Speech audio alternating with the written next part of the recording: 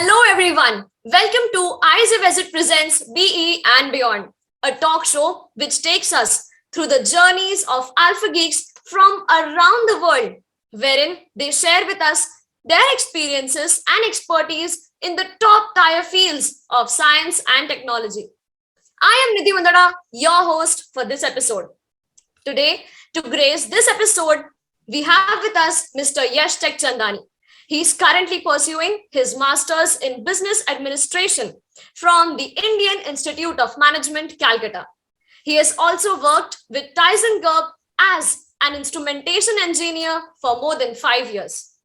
thyssenkrupp is a German multinational conglomerate with focus on industrial engineering and steel production. With his industrial and educational experiences, he is here to take you all through the journey of getting into one of India's most prestigious B schools for pursuing a master's degree. Hello, sir. Hello, Nidhi, and hello, ISA. It's really good to connect with you. Firstly, thank you so much, sir, for agreeing to do this amidst your busy schedule, and thank you so much for joining. It's always a good thing to connect with VESIT, and I often connect with some of our faculty members also, even after 6 years of graduating, and it's always a good experience. Yes. So the first question is, you being a VESIT alumnus, how was your experience as an engineering student at VESIT, and what was VESIT's role in shaping your career? So VESIT is definitely a place where I think every instrumentation engineer should definitely aspire to come. Because, given our infrastructure, given the kind of faculty members we have, it did help me build a solid foundation. And it also helped me explore a lot of alternatives and then finally pick one.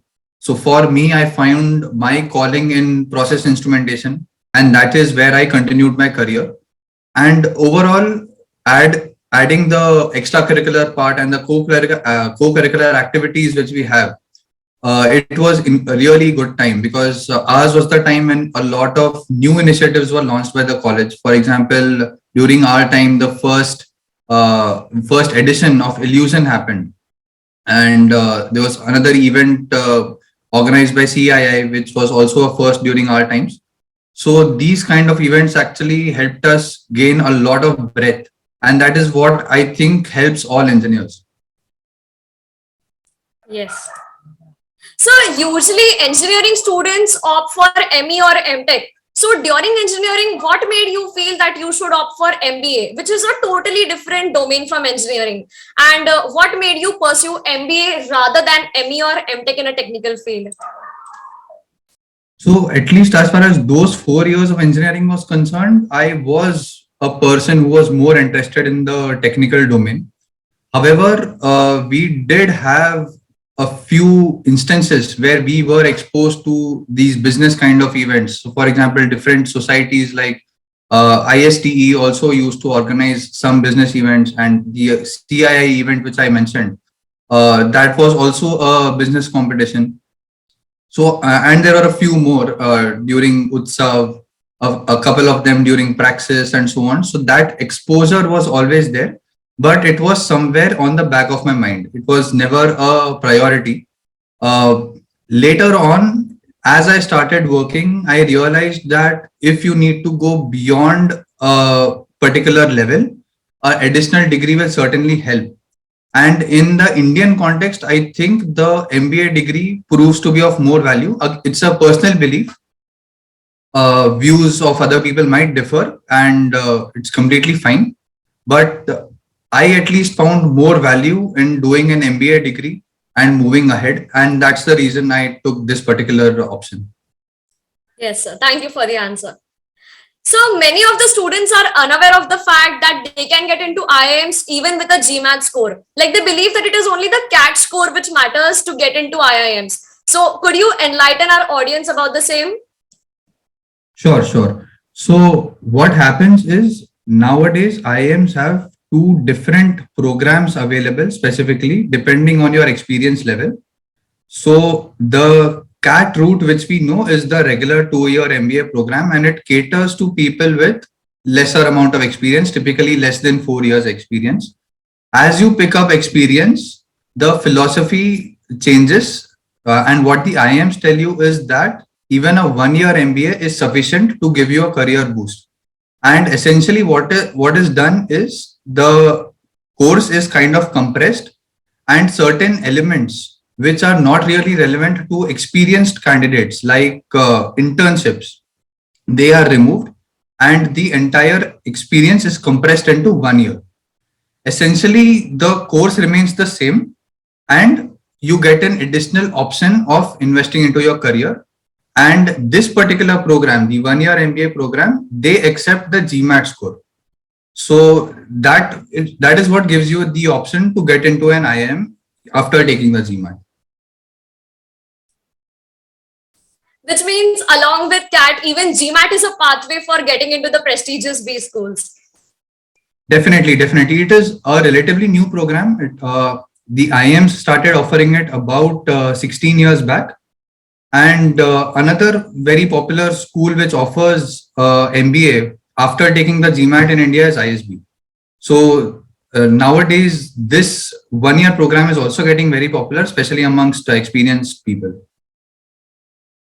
So my next question is, what are the stages after clearing GMAT to get admitted into an IIM? Also, could you please tell us about your interview experience at IIM Calcutta, and what kind of questions were you asked during your interview?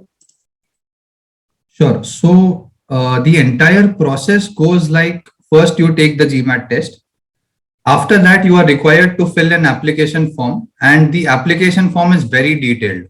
It asks you about your entire work experience, your achievements during college, your academic scores, and the most important parts of the application are the essays and the LORs.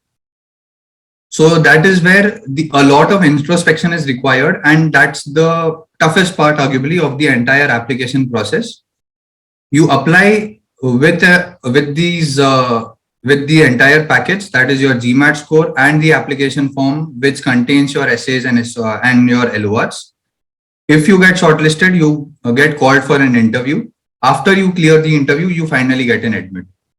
Now, coming to my interview process, it was pretty intense. So the IIMs, what they try to do is they try to put you in an uncomfortable situation in an area outside your expertise, and then they try to gauge your response, and are you able to keep your calm? Are you able to hold your nerve during that point of time? So what happened with me was, I had an engineering background, completely technical, but the interview started off by asking me things about public policy, something where I had no experience whatsoever, no knowledge whatsoever. And that is where somehow your general knowledge also gets checked, and also the depth of your knowledge. So there was a lot of counter questioning on the kind of answers I gave, and that is how the interview kicked off. Later on, they delved deeper into my career. What was the reason for making certain choices in my career? What was the reason for picking up instrumentation in the first place, and so on. Then the interview ended with a pitch. I had to make a pitch to the interview panel. I was given a specific topic, a specific product. The product belonged to my company itself, but I had to convince the professors to buy it. And in the end, I was asked to ask an interview to the panel what I wanted to know more about the program. And that's where the interview ended. Okay, really nice. So what is your take on having a work experience before pursuing an MBA degree? I feel it is very, very important, essentially because what happens is you start to relate with a lot of concepts you are taught during MBA. When you learn the world best practices while studying in an MBA, that's when you realize, okay, this is the reason this particular process was being followed at my company, or sometimes vice versa. This is what my company was doing wrong, and this is the best practice that the industry follows. So a lot of relatability happens, and that's when real learning happens. You no longer need to memorize stuff. You no longer need to memorize concepts. You just remember them because it is a part of your experience itself. So that is where I think experience really matters. Now, coming to my decision to invest 5 years in my career before pursuing an MBA. So what I realized was, in the first 2 years of your career, what generally happens is you just gain an understanding of your own work, your own department. But as you spend more time at a place, you not only understand your work, but you also understand how your company gets business, what's your company's standing in the entire industry, and how can the business of the company be improved. And that is where you get a certain depth of your knowledge. And then when you do an MBA, things become really relatable and really easy to follow. Which means work experience is really important and it definitely contributes a lot to our profile. Yes, yes, definitely. So my next question is that you being into such an esteemed B school, definitely during your preparation, you would have implemented some strategies. So what is the best time according to you to start prepare for MBA entrance exams? And what is the right strategy to crack them? And what preparation tips would you like to give to ace the GMAT score? So there's no right time to start preparing. The right time was yesterday. So that's how you should begin studying.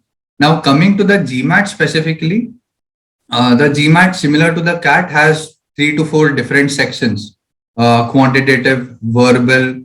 There's something called as AWA, and there's something called IR. Now, the IR section is somewhat similar to the DILR part of the CAT, and the quant and verbal are again similar to the CAT. AWA is a section where the GMAT differs a bit. Now, the essential difference between the GMAT and the CAT is that the GMAT tests you more on your aptitude and more on your critical reasoning skills.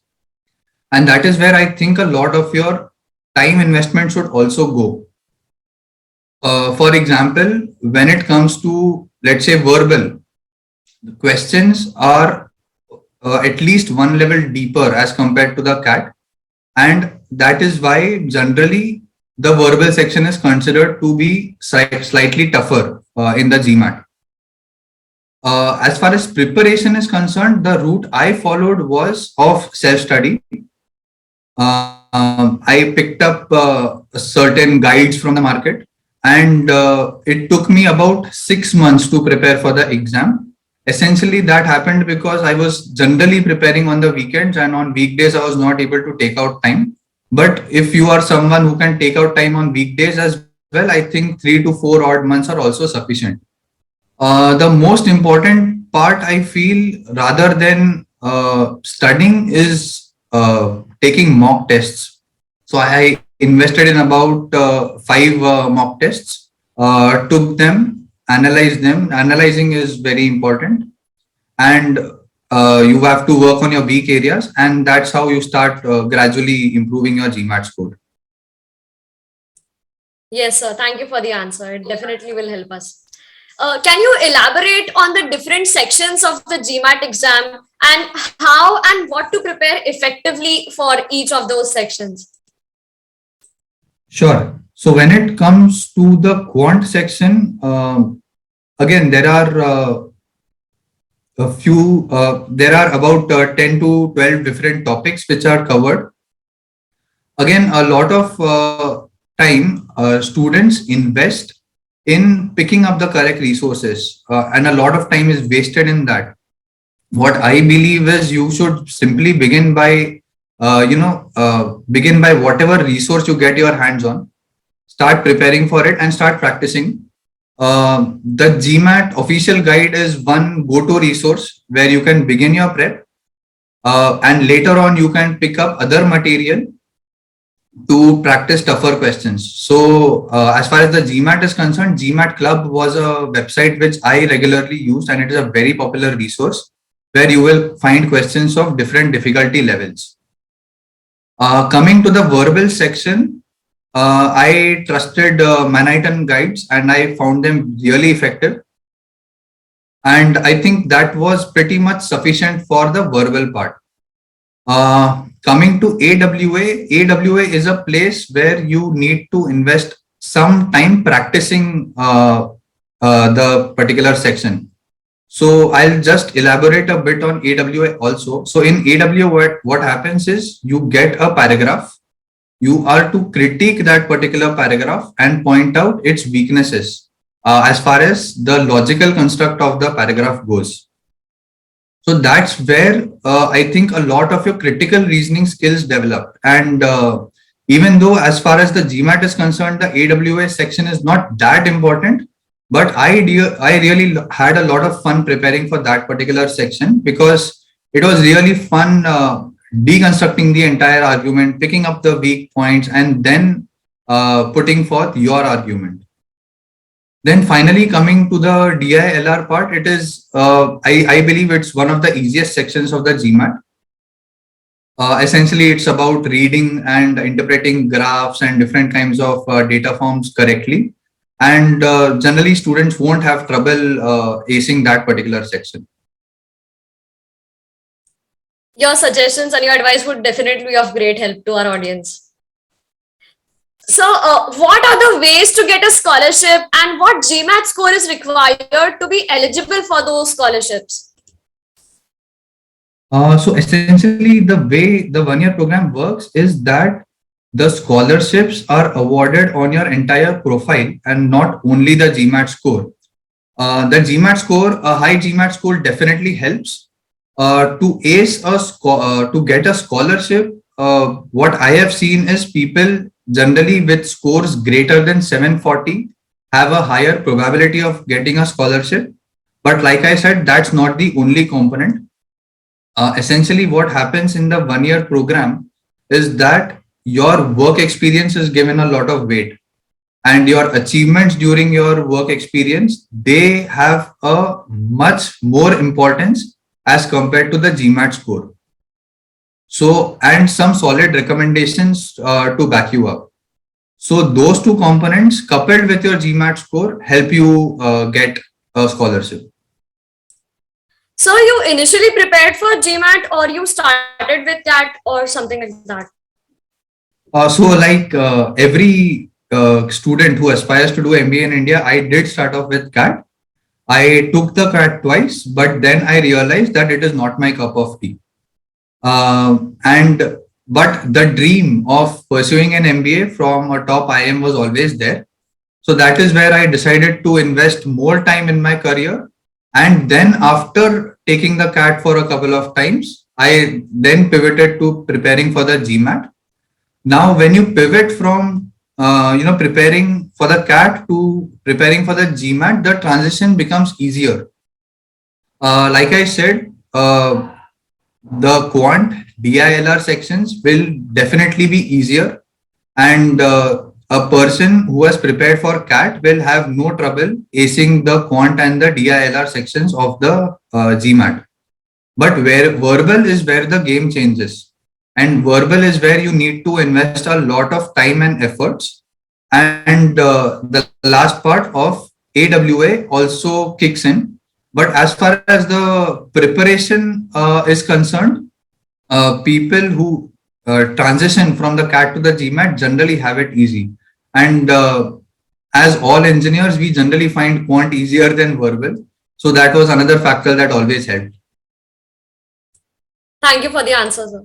For someone who wants to pursue MBA after their BE, what important skills or extra courses must be undertaken which might be beneficial for the future? So the first thing is probably you should start exploring your areas of interest. There are literally hundreds of courses out there available, and it is not necessary to take each and every one of them and build a big heap of certificates. More than that, I would say pick up an area of interest, read more about the latest trends in that particular area, and then take a call. Certificates help you just build a foundation of a particular subject. For example, if you are a person who is interested in marketing or let's say operations, A certification will just help you build the basics. However, after you get into B school, you will anyway be covering those basics all over again. So rather than investing a lot of time into those certificates, I would rather recommend going out there, reading more about industry trends, see where the businesses are headed, and then take a call accordingly. So as we mentioned previously, you had a job and then again you started studying for GMAT. So how did you take out time for studying? So for me, I was not able to take out time on weekdays. Work used to be kind of hectic, at least 10 to 12 hours a day. So by the time I used to reach back home, I was already very tired. So weekends was the time where I used to, study at a stretch, take out about 6 hours every day on Saturdays and Sundays, and then try to catch up with the course. I am more of a morning person, so I usually like to take out time in the mornings. And yeah, it took me about 6 months. Now, the way I divided these 6 months was approximately 4 months were dedicated to actually learning the concepts, going through the different guides. And then the last 2 months were dedicated to taking the mock tests and improving my scores. Yes, and you reached the prestigious IIM Calcutta. Oh, yes, it was a long journey. So after the 6 month investment into the GMAT, it took me about 1 month more to actually, reflect, write those essays, get those LORs, and then finally build an entire application and then apply to different colleges. And finally, the interview call came. When the interview happened, I heaved a big sigh of relief. And when an interview goes well, you do get that feeling that yes, you have aced it. So when that satisfaction comes, you are like, okay, the entire investment of time and efforts you have put in all these months, finally, it has resulted into something good. Yes, definitely. So which other IIMs did you get a call from? And why did you select IIM Calcutta specifically? So I did get a call from IIM Ahmedabad's 1 year program and ISB. The reason for picking up IIM Calcutta was the culture over here is remarkably different from other schools. The kind of spirit you find amongst the students over here, that is something which cannot be replicated anywhere else. So, for example, whenever a student over here, let's say, aces a case competition or any other important uh, competition over here, what happens is the first thing that we do amongst ourselves is we thank the people who helped us ace that thing, even though they were not part of the team. But that's the kind of culture we have built over here. So over here, you will find people even, one day, one night before the exam, people are helping out others, teaching others. And this spirit of brotherhood, which we have over here, and coupled with the beautiful campus, which I would definitely boast of to be the most beautiful campus in the entire country. This experience overall is something which cannot be replicated anywhere else. Yes, sir. So before we end up this interview, one last question. Any valuable lessons that you would like to share with our viewers during your course of journey from visit to IIM Calcutta? What I would say is people generally stress a lot. I mean, what should I do next? Which certification should I do next? But rather than getting into the rat race, just enjoy your time. When especially you are in VESIT, just take out time, explore all kinds of activities. So I usually used to take out time to, not only attend technical events, but also participate in business related events, cultural related events like debates and so on, and take a slice of all these activities. That is the most important thing that you will pick up from a place like VESIT, where a lot of activities are available to you to explore. And as far as the career aspect is concerned, I would say just pick up one domain which you like. For me, I realized process instrumentation was a domain I was interested in. For others, it might be biomedical or embedded systems. Just pick up one domain you like and then invest all your efforts in that particular domain. Pick up certifications or courses from that particular domain. In this day and age, actually, certifications do not matter. If you are really skilled in a particular domain, it will automatically reflect in the interviews. The knowledge will automatically reflect. You will automatically know the different terminologies, the different concepts which are part of that particular domain, and you will automatically shine. So do not fret much about certifications. They are good for picking up the basics, but do not spend all your day picking up 100 different certifications from 100 different areas. Rather, pick a specialization, work on that particular thing, and it is okay even if you do not have a lot of certifications.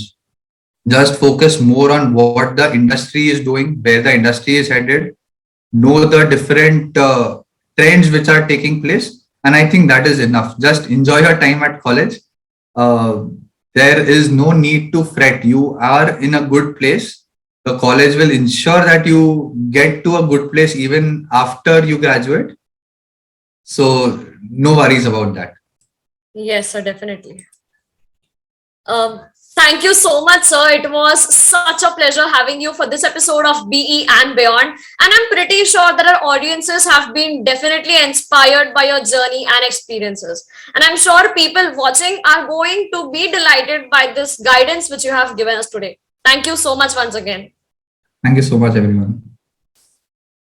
Thank you for watching right till the end. If you have any more questions, please put them down in the chat in the comment section. Do not forget to like, share, and subscribe to ISA-VESIT's YouTube channel and stay tuned for more such videos.